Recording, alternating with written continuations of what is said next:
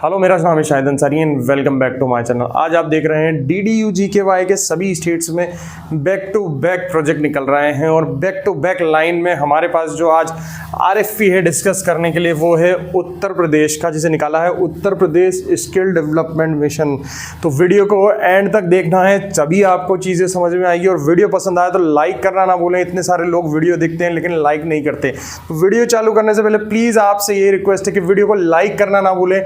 Video को जल्दी से लाइक कर दें और अगर अभी तक चैनल को सब्सक्राइब नहीं किया, आप नए हैं तो चैनल को सबसे पहले सब्सक्राइब कर दें और बेल आइकन का बटन दबा दें। तो आइए वीडियो चालू करते हैं। तो देखिए, जो एजेंसी है Uttar Pradesh skill development mission, department of vocational education, skill development and entrepreneurship, Uttar Pradesh, इनका हेड ऑफिस जो है वो ITI कैंपस अलीगंज लखनऊ में है। EY जैसा कि हम समझ सकते हैं कि EY जो निकला है, ये लेटर जो है यहाँ पर दिखा है, ये टारगेट एलोकेटेड के लिए 20,000 कैंडिडेट के लिए निकला। 20,000 कैंडिडेट्स को ट्रेंड करना उत्तर प्रदेश के अंदर DDU-GKY स्कीम के अंदर।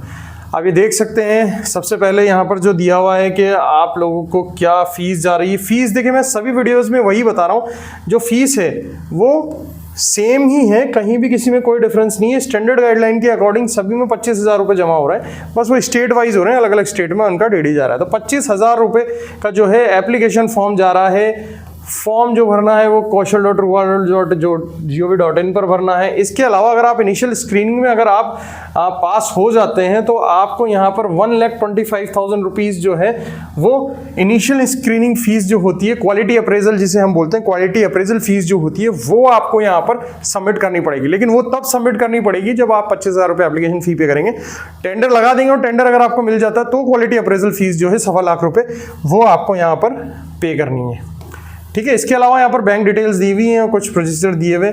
यहाँ पर हम देख लेते हैं क्राइटेरिया को, देख लेते हैं। यहाँ पर ब्रॉडली 4 कैटेगरीज बताई हुई है। ये सभी वीडियोस में मैं आपको बता रहा हूँ, इनको समझने वाली चीज़ है। 4 कैटेगरीज मोटी मोटी बताई हुई है। सबसे पहला है ए कैटेगरी में, ए में अप्लाई करते हैं तो कैप्टिव एम्प्लॉयर। कैप्टिव एम्प्लॉयर को आपको समझना रहेगा। कैप्टिव एम्प्लॉयर यानी आपको खुद की कंपनी में लगाने कैंडिडेट ट्रेंड करके। तो कैटेगरी ए में आपको 5,000 का टारगेट मिल जाएगा और 5,000 के टारगेट में आपको 40% जो है यूथ आपको कैप्टिव अपनी संस्थान में, अपनी कंपनीज में ही लगाने पड़ेंगे। तो अगर आप इतने सक्षम हैं कैप्टिव एम्प्लॉयर प्लेसमेंट दे सकते हैं तो कैटेगरी ए आपके लिए है। बी कैटेगरी उनके लिए है जिन्होंने पहले, जो एग्जिस्टिंग प्लेयर हैं जिनके पास एक्सपीरियंस है DDU-GKY 1 में काम करने का, और DDU-GKY 1 में काम करके उन्होंने 50% प्लेसमेंट अगर अचीव किया है तो उनको कैटेगरी बी में अप्लाई करना है। ठीक है, और इसमें भी मैक्सिमम जो प्रोजेक्ट टारगेट है वो 10,000 का हो सकता है। 10,000 का अवेलेबल है इसमें सारी चीज़ें। ठीक है, प्रोजेक्ट पीरियड जो है वो 3 साल का दिया हुआ है यहाँ ने, और ब्लैकलिस्ट नहीं होना चाहिए। आपने DDU-GKY 1.0 में काम किया है तो आपको ब्लैकलिस्ट नहीं होना चाहिए।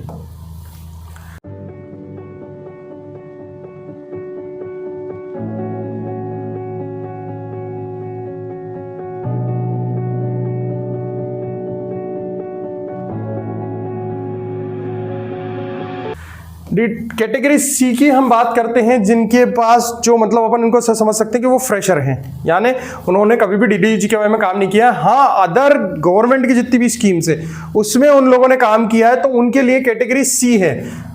तो कैटेगरी सी में आप अप्लाई करें। मैक्सिमम प्रोजेक्ट टारगेट 3,000 का इसमें मिल सकता है। इंडिविजुअल प्रोजेक्ट साइज कैप्ड 1200 का टारगेट मिल सकता है। प्रोजेक्ट पीरियड 3 साल के लिए है। ब्लैकलिस्ट नहीं होना चाहिए कोई सी भी स्टेट स्कीम या गवर्नमेंट ऑफ इंडिया की कोई सी भी स्कीम में। ठीक है, कैटेगरी 3 पर आते हैं, कैटेगरी डी, जिसमें ऐसे स्टार्टअप जो डिपार्टमेंट ऑफ इंडस्ट्रियल पॉलिसी के अंदर आते हैं या फिर promotion ministry of commerce and industry के अंदर कोई सा भी स्टार्टअप हो, तो वो कैटेगरी डी में उसको फाइल करना चाहिए। और उसको मैक्सिमम टारगेट जो यहां पर बता रहा है कि उसको 1200 का जो है टारगेट यहां पर मिल सकता है।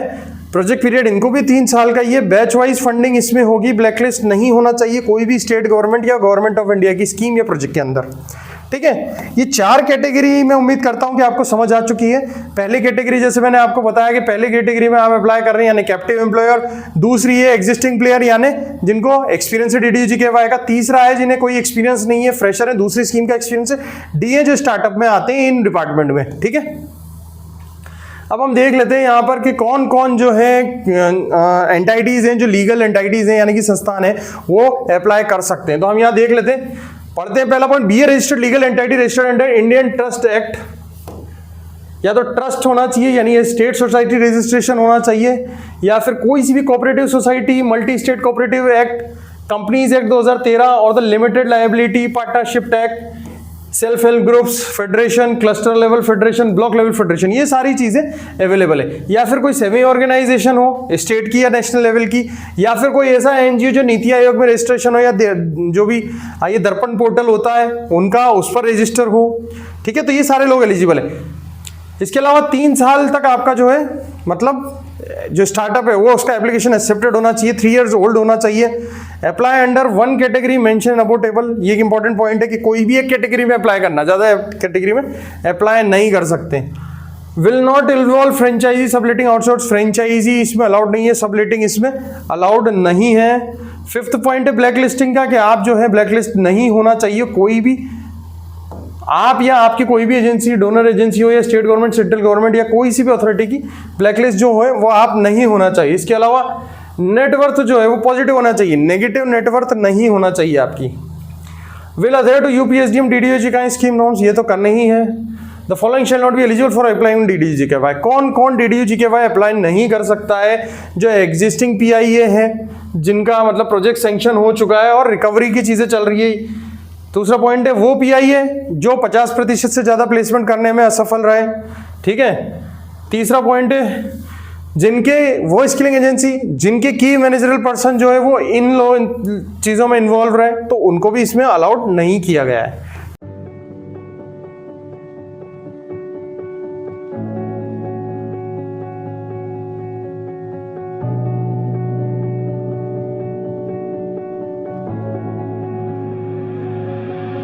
ठीक है, यानी मान लीजिए कोई है पर्टिकुलर, जैसे पर्टिकुलर मैं हूं, है ना, अब मैंने किसी एजेंसी में काम किया लेकिन सरकार ने उसको ब्लैकलिस्ट कर दिया। अब मैं दूसरी कंपनी में काम करने जाऊंगा तो जिस कंपनी में काम करने जाऊंगा उसको वो प्रोजेक्ट नहीं मिलेगा। ठीक है। नेक्स्ट हम देखते हैं यहाँ पर सिस्टम कंसर्न भी नहीं होना चाहिए जिसकी ब्लैकलिस्ट हो गई हो। ठीक है, तो ये सारी चीजें जो है वो बताई गई हैं कि जिनको प्रोजेक्ट नहीं मिलेगा। तो उम्मीद करते हैं हम जितने भी हमारे चैनल से जुड़े हुए हैं वो सब ऐसे लोग नहीं हैं जिनके ब्लैकलिस्ट हो चुके हैं। तो ये सारी चीज़ें आप लोगों के लिए नहीं है। यहाँ पर कुछ कैटेगरी बताई हुई है कि आपको जो भी टोटल टारगेट मिलता है वो 45% जो है रूरल शेड्यूल कास्ट। ये प्रोजेक्ट वैसे पूरा रूरल यूथ का है, रूरल बीपीएल यूथ का है। तो schedule caste 45%, schedule tribe 1%, other 54% लेना पड़ेगा, वुमेन 33% कंपलसरी है, पर पीडब्ल्यूडी 5%। ये कंसंट्रेशन में आपको टारगेट जो है वो पूरा करना पड़ता है। अगर इस कंसंट्रेशन में आपको अगर आप पूरा नहीं करते हैं टारगेट, जैसे 30 बच्चों का आपने बैच बनाया तो 30 में से 45% शेड्यूल कास्ट होना है, 1% शेड्यूल ट्राइब और अदर 54%, अदर में भी 33% वुमेन होना चाहिए और पीडब्ल्यूडी 5% होना चाहिए। तो इन सबको मिला के आपका 30 बच्चों का बैच बनेगा। अगर आप इस कंसंट्रेशन के जो है वो नहीं करेंगे तो दिक्कतें आती हैं, पेमेंट रुकता है और चीज़ें वैसी नहीं जाती हैं जैसी होनी चाहिए। ठीक है, तो बाकी ये सारी चीज़ें इसमें लिखी हुई हैं, आप लोगों को ये यूआई पढ़ लेनी चाहिए। ये यूआई हमने हमारे जो व्हाट्सअप चैनल है उस पर डाल दी है और व्हाट्सअप चैनल से आप जो है ये यूआई जो है वो ले सकते हैं, पढ़ सकते हैं, समझ सकते हैं। कोई भी क्वेरी आए तो हमारे से संपर्क कर सकते हैं। हमारे प्रतिनिधि जो है आपसे संपर्क करने के लिए बैठे रहते हैं, आप हमें कॉल कीजिए। अगर कॉल नहीं उठता है कोई बात नहीं, मैं या मेरे प्रतिनिधि आपको संपर्क जो है वो ज़रूर करेंगे। और अभी तक आपने अगर हमारा व्हाट्सअप चैनल सब्सक्राइब नहीं किया तो व्हाट्सअप चैनल का जो डिस्क्रिप्शन में लिंक डाल दिया गया है, वहां से जाकर उसको ज्वाइन कर सकते हैं।